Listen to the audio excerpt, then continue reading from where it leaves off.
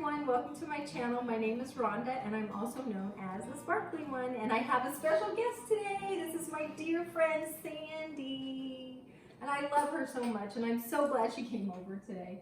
And we're knitting pals as well as we used to work together, and we're just sisters in Christ and friends, and we've been through a lot together. Yeah. And I think, how long have you known each other? Oh gosh, the years just keep 15 years? Yeah, or probably. Something? Yeah, maybe like 15 years. Yeah. And she's been such a blessing to me in my life, and she's discipled me and mentored me in my walk with the Lord, and I'm so grateful. I really am. But you, as a younger woman, have mentored me and discipled me too. Yay. It works both ways if you do it right, I guess. But yeah, so the Lord has really blessed both of us. But today we're here because Sandy came over and we baked some bread. I taught her. She's never made bread before. I cannot believe it. She's never even made but 2 pies her whole life. The things you find out. Yeah. But anyway, our bread turned out beautiful. I'll put some clips in here of what it looked like. And Sandy's so proud of herself because this is her first loaf of bread. And it's just gorgeous. And she also got, where'd you get this? From Amazon. Amazon's great. So it's do you know how many quarts this is? Oh, do I want to say 5? 6? Oh, 5 or 6. Maybe. Oh, I think it is a 6. Oh. We think it's a 6-quart Dutch oven. Amazon Basics. Oh, is that what it is? Mm-hmm. Oh, it's so beautiful. I love this. So I'm going to put a link in the description box if you want to go and buy it. It's beautiful. It's really nice. Yeah, it's nice and heavy. And then I have one which is a little bit smaller, which I've had for a long time. I don't even know where I got it. But you can use either size, and Sandy's bread turned out bigger than mine because the pot, of course, is bigger, and it just kind of forms to the pot. So it's gorgeous. Do they want to see it? Can they see it? Yeah, I can zoom in on it. Yeah. Look how beautiful. I love it. I can't wait to taste it. Yeah. But today, what we really wanted to do was share how we make a starter, because she's never made a starter before, and I've had a lot of people ask me how you do that. And the only way you can do it really is you can start it from scratch, but it takes about a month, which is a long time to ferment before you can use it for your bread. Or you can ask a friend who's already done it, and then you can start the next day if you'd like. So we're just going to go through how we make the starter. And it's really simple. So we use these for our bread today. And then what we're going to do, so Sandy, take your jar, take the lid, and you're just going to pour out half into this bowl. Now, this is called discard. So we're just going to, just kind of eyeball it. So if there's a little mark on this one right here, you can just come down halfway. And it doesn't have to be exact, but you kind of want to leave about between 1/4 cup to 1/2 cup left in that jar.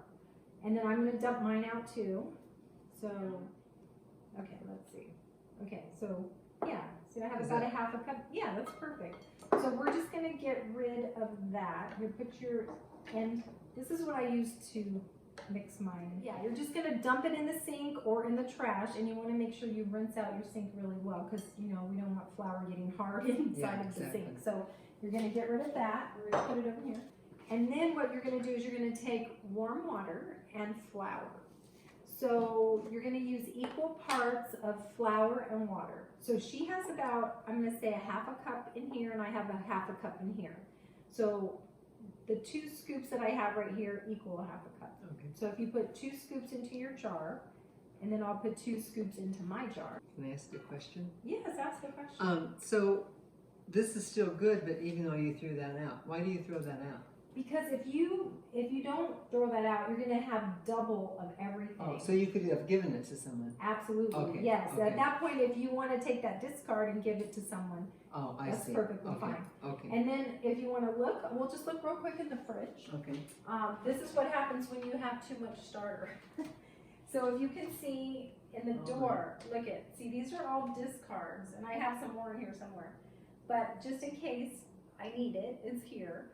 And you can leave it in the refrigerator for up to 2 weeks or a month, but you do need to feed it about once every 2 weeks. So you'll do the same thing. You'll feed it, in 2 weeks. You'll feed it and put it back in the fridge, unless you're going to use it. Then you can do this. How soon can you use it after you do this? As long as it doubles, in between 2 to 4 hours usually. So let me put my 2 in here. Okay, so yours is gonna be really thick, so you're gonna add water. Oh, okay. So you're gonna use about a half a cup of water. So this is, yeah, so I can't see what. you don't even have to really measure it. I Okay. gave you a lot in there. So just kind of, you know, if you've ever made pancakes and you'd use the really thick pancake pancake batter, that's what you want it to look like. So you don't want it runny, but you want to keep it kind of nice and thick. And you just mix it around. So then you're just going to mix it up. Let me see yours. That's good. I think you might need to add a little more flour. Do you see mine? Okay, maybe I added too much water. Yeah, just a tad.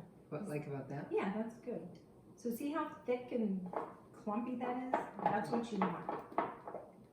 And then you're just gonna, you can scrape down the sides to make it a little neater. But the jar, as you can tell, like this jar looks kind of messy because it gets messy. And you can Now, how does this look? Oh, that's better, yeah. Okay. Yeah. So just scrape down the sides a little bit and it's all mixed up, right? Mm-hmm. Perfect. Let me see.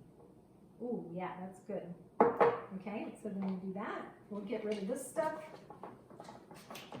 And this is a great tip, and I saw this on another video, but this rubber band, you're just gonna move down to the top of where you have this now. And Sandy does have measurements on the side of hers, so if you don't have a rubber band, you can do the measurement thing and see if it doubles. But when this doubles, then you're good to go to make bread. Okay. So I always do this in the morning, and then I can bake it either at 7 hours after I finish my loaf, or I can put it in the refrigerator for the next day to bake. Oh, when Sandy came over today, I had made hers ahead of time, and how high was that? It was already up to here. Yeah, it was so wonderful and just rose really rapidly. So anyway, it's really simple like that. You can leave this on the counter as long as you want, but you have to feed it once a day if you're going to leave it out. And then remember, just throw away half of it. But if you, so when you feed it, every time you feed it, you throw away half of it. Yes. To bring it back to the original size. Yes. But you feed it once a day, only if it's out, not if it's in the refrigerator? Right. Okay. Exactly. And if it's in the refrigerator, once every 2 weeks. Okay. Yeah, once every 2 weeks. Just to because keep it takes longer to rise when it's in the refrigerator. Well, the reason you have to do that is because it's hungry. Oh, okay. And it's when you put the new flour in, it's eating the food, right? Okay. And so once it eats all that food, it needs more food. Okay. So you just do have to get rid of half and then refeed it, put it in the fridge for 2 weeks, or refeed it, put it on the counter, use it the same day, and then just keep refeeding every time you want to use it. Right. Does that make sense? Yeah. Yeah. Oh, and one more tip, just so you know. This is unbleached flour. You want to use unbleached flour.